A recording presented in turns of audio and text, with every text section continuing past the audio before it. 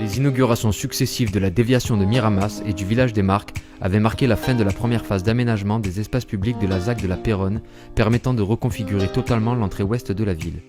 Le projet a été piloté par l'EHPAD Ouest Provence, aménageur public de la métropole Aix-Marseille sur le territoire de l'ouest de l'étang de Berre.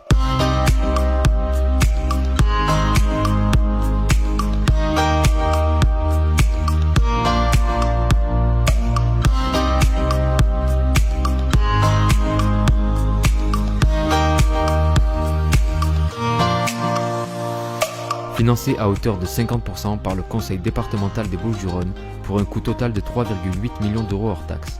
Les travaux se sont achevés en juillet 2019. Cette entrée de la ville était prolongée par le boulevard Aubanel, dont la configuration très routière, avec 4 voies de circulation, n'était plus adaptée au trafic dont le volume a considérablement baissé, ce dernier étant délesté de la circulation de transit à l'extérieur de l'agglomération.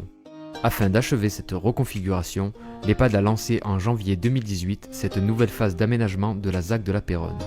Imaginé en association avec l'équipe de conception Siléa, Safej, JNC Paysage, le projet avait pour ambition de constituer un parkway accompagnant le promeneur jusqu'au centre-ville de Miramas.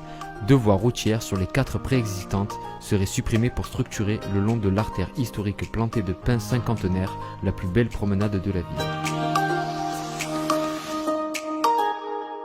L'aménagement de cette promenade de près de 800 mètres permet de renforcer le lien entre l'entrée de ville et le centre de Miramas, intégrant cette véritable coulée verte en un maillage de voies douces qui participe au renforcement de la trame verte et bleue. Également pilotée par l'EHPAD Ouest Provence, la requalification en cours du chemin de la Péronne avec ses canaux à ciel ouvert et la création des jardins de l'allée des Platanes conforteront ce maillage vert.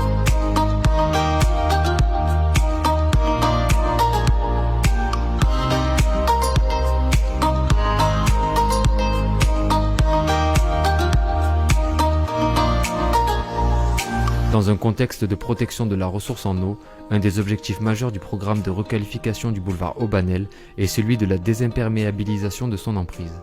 Avant travaux, près de 80% des 28 000 m² étaient imperméabilisés. Après la requalification, ce taux redescend à seulement 20%. Dans un souci de préservation de la ressource en matériaux de construction, une majeure partie des ouvrages maçonnés ont été réalisés avec un béton de terre, mélange de ciment de terre caillouteuse à la place de sable et gravier. L'aménagement paysager fait appel à une grande diversité d'espèces de plantes, arbustes et arbres dont des mellifères qui viennent apporter de la diversité végétale de part et d'autre de la colonne de pins séculaire du boulevard. De plus, des hôtels à insectes ainsi que des ruches offrent des habitats privilégiés à une pluralité d'insectes. Ce retour de la nature en ville conforte assurément la biodiversité. Ce nouvel espace public, accaparé pendant des années par l'automobile et les camions, a été restitué à la population. Cheminement, aires de jeux pour enfants, places festives, aires de pique-nique, fontaines, bancs et pergolas ombragés, autant de sites et de lieux qui inspirent un usage apaisé de l'espace public. Cette ambition est celle qui a le plus de sens dans un projet où le nécessaire retour à des espaces ouverts, plus naturels, de partage, des lieux du vivre ensemble est plus que jamais nécessaire.